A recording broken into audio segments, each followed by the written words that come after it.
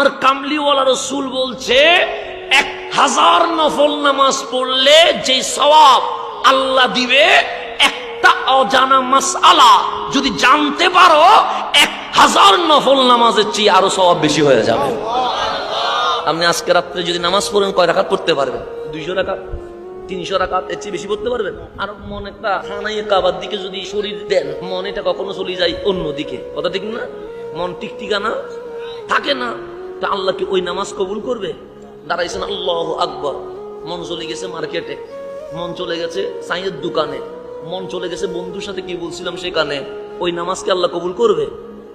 1000 নফল নামাজ ইখলাসের সাথে হুসনি ইবাদাতিকা, ওই নামাজ পড়ার পরে রহমান যে সওয়াব দিবে, একটা অজানা মাসআলা যদি জানতে পারেন মালিক এর চেয়ে আরো বেশি সওয়াব দিয়ে দিবে। তাহলে মাহফিল আসলে লাভ না ক্ষতি? লাভ।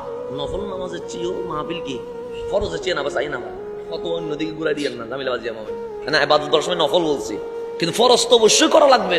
ফরজের কোনো তুলনা নাই, ফরজের কোনো মেসাল।